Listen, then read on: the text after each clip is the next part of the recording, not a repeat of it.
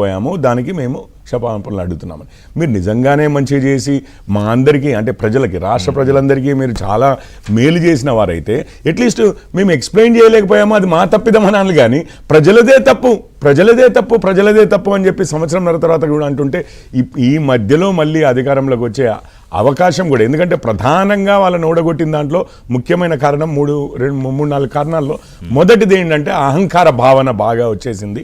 ఇక కుటుంబ పాలన అనండి, కరప్షన్ అండి, మిగిలినవన్నీ తర్వాత దానికి తోడుగా వచ్చాయి. ఇవన్నీ చేస్తూనే మళ్ళీ ఇంత అహంకారం ఏంటి అన్నది ప్రథమంగా అయింది. ఈరోజు వారు మాట్లాడుతుంటే నాకు అదే అనిపించింది, ఇప్పటికైనా కానీ కొన్ని అట్లీస్ట్ కొంచెం అడ్జస్ట్ చేసుకోవాలి కదా. ఇంకొకటి కవిత గారి కామెంట్, ఇప్పుడు ఆర్ఎస్ఎస్ కవిత గారి కామెంట్కి వద్దాం, దాని వెనకాల కొంచెం బ్యాక్గ్రౌండ్ ఉంది.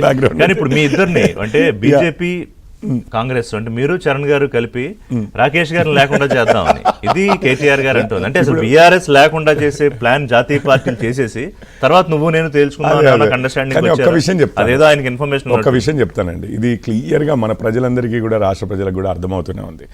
ఈరోజు మేమిద్దరము కలిసి వాళ్ళు లేకుండా చేయాలని చూసి ఉండుంటే నిజంగానే కేసీఆర్ గారు ఏదైతే సిబిఐని బ్యాన్ చేశారో రేవంత్ రెడ్డి గారు రాగానే సిబిఐ బ్యాన్ ఎత్తేసేవారు. ఎందుకనంటే బీఆర్ఎస్ వారి మీద బీజేపీని కూడా పడినివ్వండి, కేంద్రాన్ని కూడా పడినివ్వండి అని చెప్పి ఒకటి.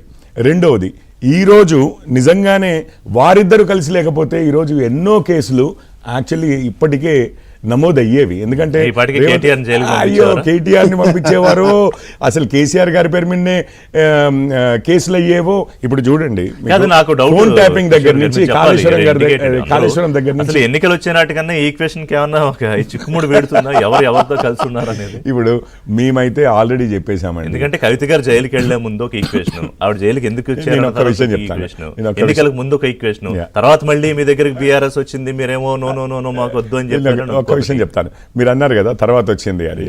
యాక్చువల్లీ నిజామాబాద్ సభలో ప్రధానమంత్రి గారు నేను 2 సీక్రెట్లు చెప్తా అన్నారు. 2 సీక్రెట్లు చెప్తా అని చెప్పి ఒకటి ఏంటంటే ఎన్డీఏలో కలుస్తా అని చెప్పి వచ్చారు కేసీఆర్ గారు అన్నారు. అయితే కాదు కూడదు, మిమ్మల్ని జాయిన్ చేసుకునే ప్రసక్తి లేదు అన్నారు. దాని తర్వాత కేటీఆర్ గారిని ముఖ్యమంత్రి చేయాలన్నది మీ ఆశీస్సులు కావాలన్నారు. అంటే నా ఆశీస్సులు ఎందుకయ్యా, ప్రజల ఆశీస్సులు ఉంటే సరిపోతుంది, మీరు చేసుకోండి అని అన్నారు. సో ఈ రోజు కూడా మీరు చూడండి, ఆ లెక్కలే చూడండి. ఆ రోజు వారు ఎంఐఎంతో ఉన్నారు, కాంగ్రెస్ వారు ఏంటంటే ప్రధాన అబద్ధాలు చెప్తున్నారు అంటారు. కానీ వ్యవహార శైలి చూడండి, మొన్నటికి మొన్న చెన్నై వెళ్ళొచ్చారు రేవంత్ గారు, కేటీఆర్ గారు, కేసులు ఇష్యూ ఉండదు.